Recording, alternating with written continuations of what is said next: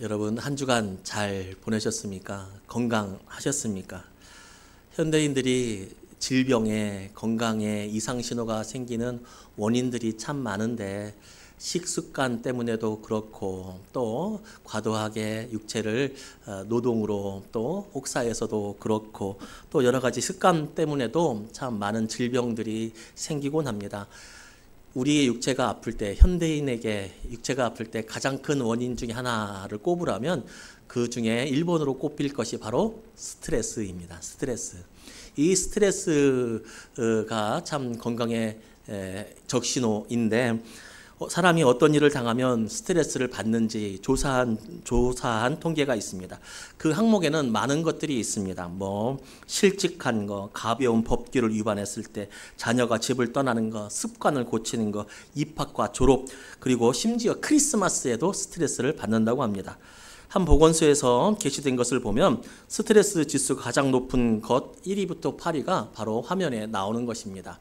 1위가 배우자 혹은 사랑하는 사람의 죽음, 충격 정도, 스트레스 100점, 이혼 73점, 별거 65점, 그리고 밑에 쭉 나오고 있죠. 1년 동안 200점이 넘으면 질병에 걸릴 확률이 현저히 높아진다고 합니다. 2위는 이혼이고 3위는 별거이고 마지막 8위는 가족의 건강 변화 혹은 행동 변화입니다. 특이한 것도 하나 있는데 바로 결혼입니다. 결혼해서 여러분 스트레스 받으시나요? 저는 아닙니다. 진짜 아닙니다. 결혼까지도 스트레스라고 해요. 제가 이렇게 이 표를 보면서 살펴보니까 이제 1위부터 8위까지 나와 있잖아요. 근데 1위부터 8위까지 안에 6가지가 가족과 관련된 일이에요. 6가지가. 그러니까 이 이야기가 무슨 이야기입니까? 우리의 삶의 중심에 가족이 있다는 겁니다. 우리가 가장 신경 쓰고 가장 예민한 부분이 바로 가족이라고 하는 것입니다. 가족에게 생기는 스트레스 때문에, 일 때문에 가장 많이 스트레스를 받는다. 이것은 가족이 나에게 주는 영향이 가장 크다라고 하는 것이 바로 이렇게 증명되고 있죠. 그만큼 가족은 우리의 삶의 중심에 있습니다. 성경에서도 보면 가족에 대한 이야기들이 참 많이 나오고 보석 같은 가르침도 참 많이 나옵니다. 내 부모를 즐겁게 하며 너를 낳은 어미를 기쁘게 하라. 잠언의 말씀처럼 말입니다. 그런데 이런 말씀들은 참 우리가 받아들이기가 쉽고 내가 이렇게 살아야겠다라고 결심하기가 참 쉬운 말씀인데 오늘 본문에 나오는 가족에 대한 말씀처럼 우리를 혼란하게 하는 그 말씀도 흔하지 않습니다. 오늘 말씀 뭐라고 하시죠? 본문 35절 말씀 함께 읽겠습니다.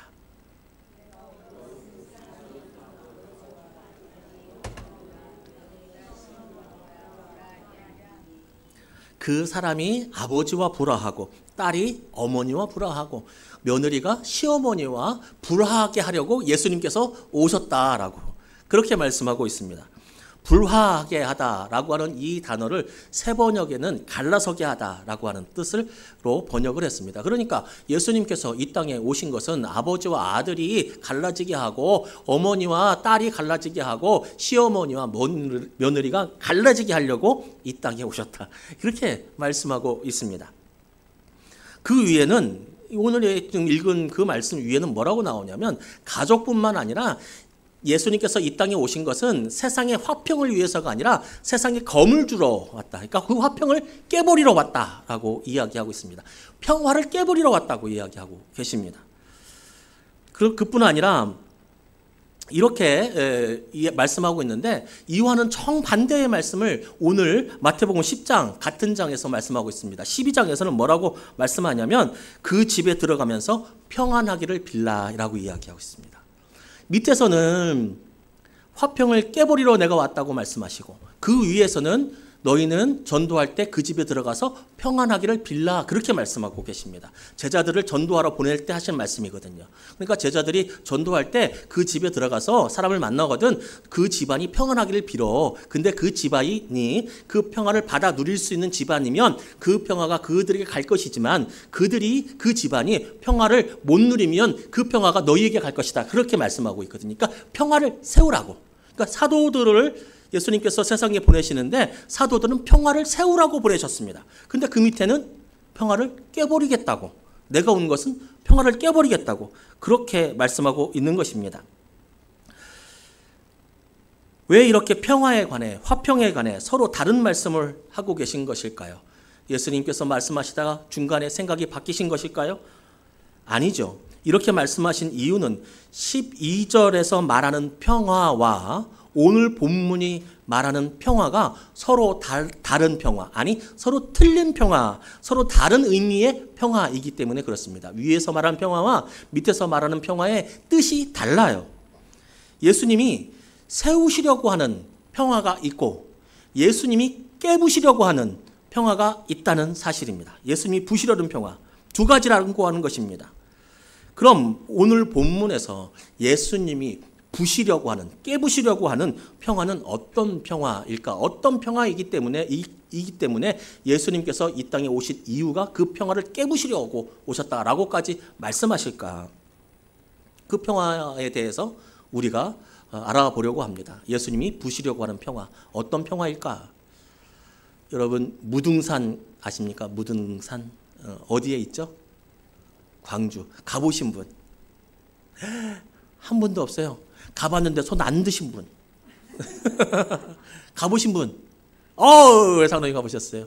좋아요? 되게 진짜 좋죠. 유명해요. 되게 좋고 훌륭한, 진짜 경관이 멋진 산이 있습니다. 그 무등산을 가보지는 않았지만 무등산이 있다는 건 다 아시죠? 무등산이 있어. 참 멋진 산이죠. 그러면 이 단어 들어보셨습니까? 무등산 폭격기. 처음 들어봐요? 무등산에 폭격기가 있나? 공군 기지가 있나? 들어봤어요? 못 들어봤어요? 그래요? 선동열. 임 집사님, 생일 맞으시는 집사님. 아시죠? 무등산, 제가 나이를 이렇게 많이 먹은 건가요? 무등산 폭격기, 공 던지면 그냥, 선동열 선수가 이제 전라도 광주 저기잖아요. 팀이. 그냥 꽂아버리니까 막, 정말 대단한 투수다 해서 무등산 폭격기라고 이제 불렀어요. 그러면 무등산 폭격기는 좀 알려졌지만 혹시 이 단어 들어보셨습니까? 무등산 타잔. 이건 못 들어보셨죠? 이건 못 들어보셨을 거예요. 무등산 타잔. 무등산 타잔은 누구냐면 박흥수라고 하는 분이 바로 무등산 타잔입니다. 되게 날쌔게 생겼죠. 되게 날쌔게 생겼어요. 저분이 박흥수라고 하는 분인데 이 박흥숙 씨는 초등학교 때 전교 1등을 놓치지 않았고 그리고 졸업할 때도 수석으로 초등학교 1등으로 졸업을 했습니다. 그런데 중학교를 이제 진학을 해야 되는데 갑자기 아버지가 돌아가신 거예요. 갑자기.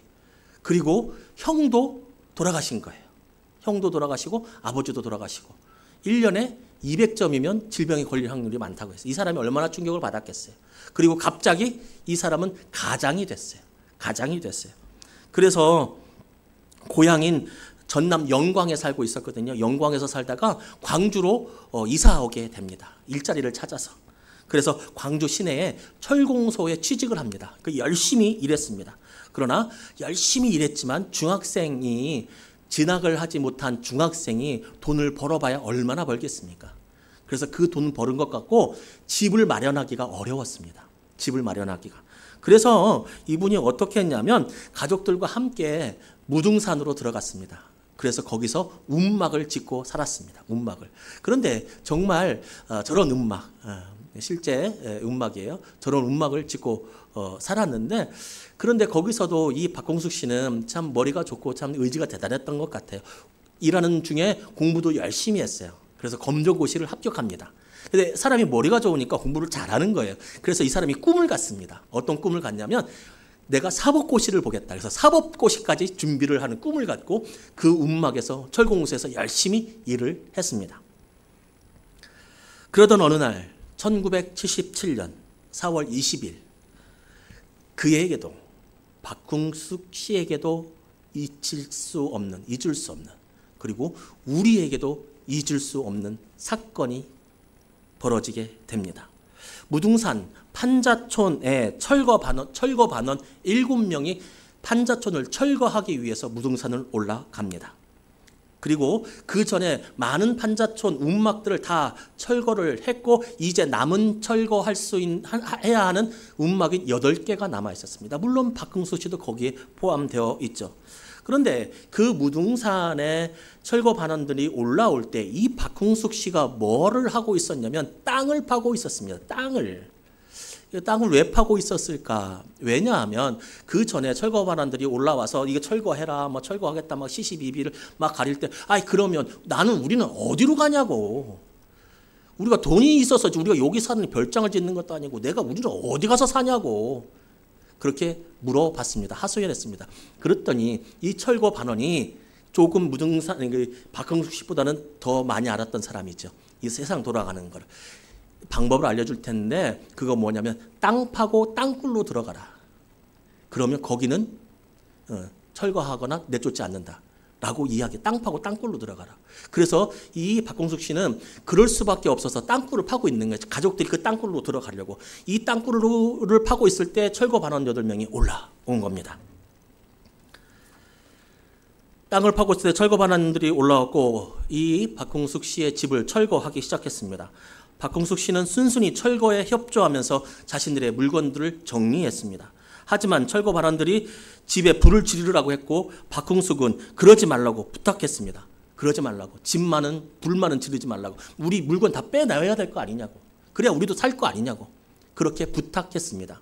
그러나 철거 반원들은 이렇게 얘기했습니다. 알았다고 말하면서 그 말은 거짓말로 박흥숙 씨가 다른 일을 할 때 그 집에 불을 질러 버립니다. 박흥숙 씨는 그 자신의 불타는 집을 바라보면서 어머니가 꼬깃꼬깃 모아놓았던 그 돈을 꺼내지도 못했던 그 상황을 보면서 정말 마음이 아팠습니다. 그럼에도 불구하고 그는 어떻게 말하냐면 자신의 가족들에게 저 철거 반원 사람들도 위에서 명령이 떨어졌기 때문에 이렇게 하는 것이니 협조해야 된다. 그렇게 말했습니다. 그러면서 이 박흥숙 씨는 또 그 철거 반원들에게 가서 애걸복걸 그리고 정말 간절히 애원합니다. 여기 남은 사람들, 이 판자촌에 남은 사람들은 그래도 힘 있는 사람들은 벌써 철거해가지고 다른 데로 갔지만 이 남은 사람들은 진짜 갈 데가 없어서 진짜 갈 데가 없는 약자들, 노인들이어서 조금이라도 거할 수 있게 제발 집을 불태우지만 말아달라고 그렇게 부탁을 철거 반원들에게 합니다. 그 부탁을 들어줬을까요? 안 들어줬죠. 그래서 철거 반원들은 돌아다니면서 집을 불태우기 시작합니다. 거기가 이 박흥숙 씨의 분노의 폭발 지점이 되었습니다. 박흥숙 씨는 평소에 산짐승을 잡기 위해서 총을 쇠파이프로 만들었는데 아까 철공소 다닌다 했잖아요.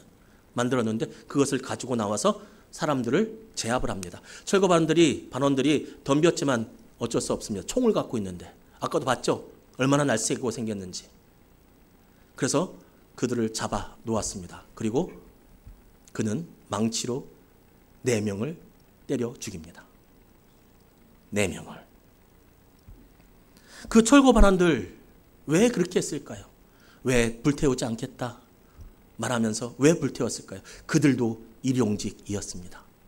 그들이 나올 때 너희들 분명히 가갖고 그 집 다 불태우고 와라 라고 하는 명령이 떨어졌기 때문에 그들도 어쩔 수 없었습니다.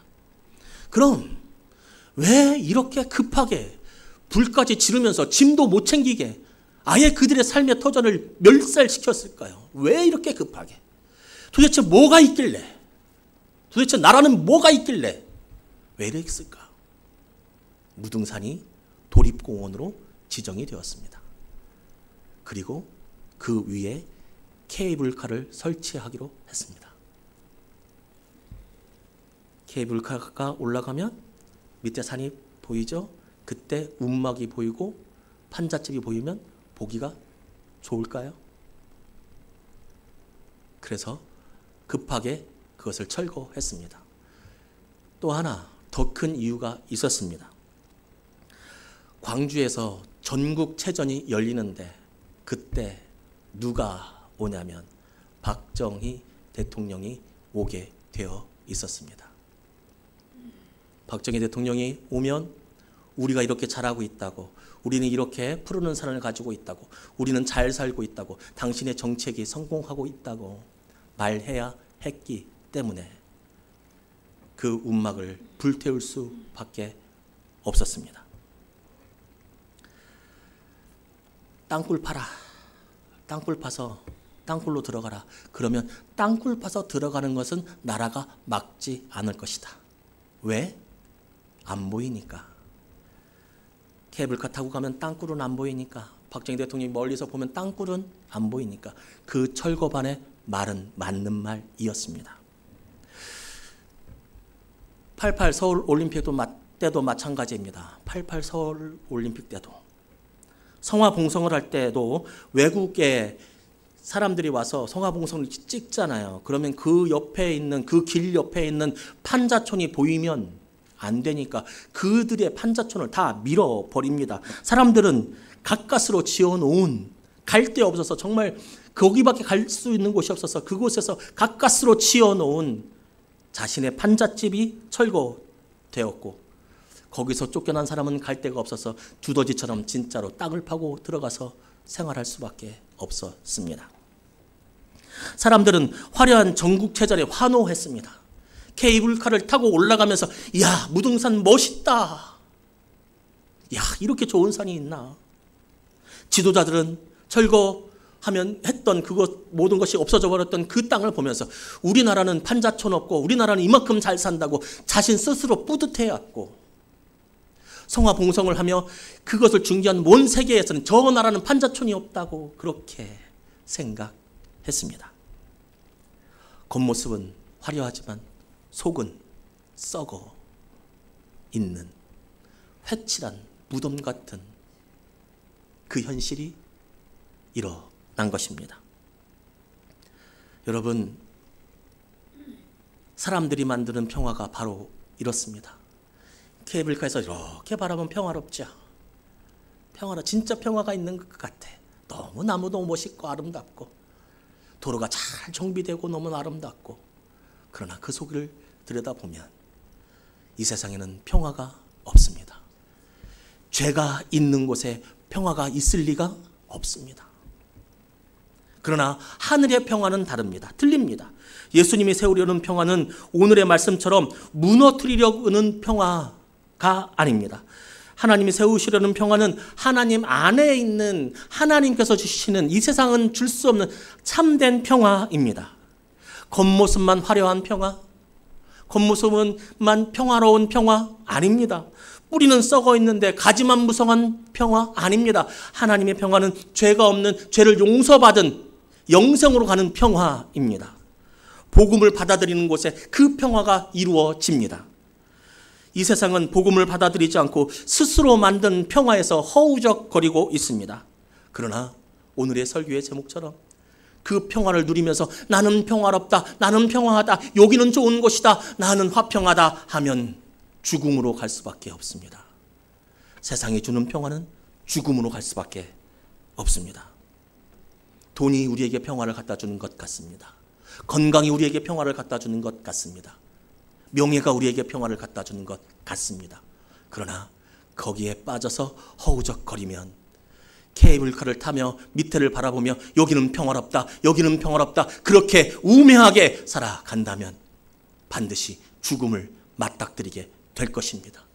그러나 하나님께서 주시는 평화로 내가 만족하겠다고, 하나님께서 나와 함께 하심에 그것이 평화라고 이 세상의 평화 바라보지 않고 하나님께서 주시는 평화 바라보며 간절히 기도하는, 그리고 간절히 예배하는 자에게는 생명의 응답이 있을 것입니다.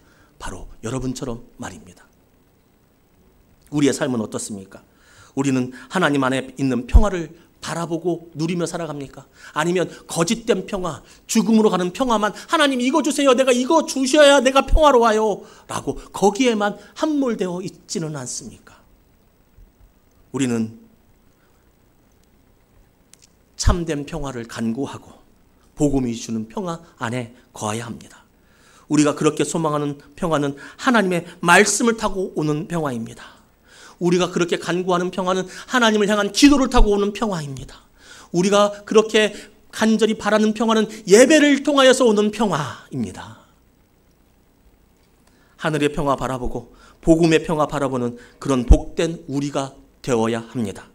또한 앞으로도 이 평화의 길에서 떠나지 않아야 합니다. 그래야 생명의 길 걸을 수 있습니다. 우리의 가정은 어떻습니까? 여러분 가정은 평안하십니까?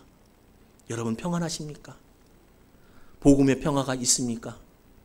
하나님의 화평이 있습니까? 물질이 없어도, 건강이 좋지 않아도, 원치 않는 다툼이 있어도 그 모든 것들을 덮을 수 있는 것이 하늘에서 내려오는 평화인 줄로 믿습니다. 하늘에서 내려오는 평화가 우리의 삶을 덮고 우리의 가정을 덮어버리면 물질의 어려움 이겨낼 수 있고, 관계는 풀어지게 되고, 육체는 나음과 아니면 이겨낼 수 있는 믿음을 우리에게 주셔서 세상이 상상하지도 못하는, 흉내도 내지 못하는 평화가 우리에게 임하게 되는 줄로 믿습니다. 저희 어머니가 전도를 했어요. 교회 가자고 어느 사모님께, 어느 여자분께 교회 가자고 전도를 했어요. 그 여자분이 전도를 받았는데 어머니가 전도하시면서 하나님 믿으면 정말 가정이 하나님 은혜로 평화로워집니다. 정말 가정이 하나님 은혜로 정말 구원받는 것뿐만 아니라 이 땅에서도 하나님 은혜를 누릴 수 있습니다. 평화로워집니다. 이렇게 얘기했어요.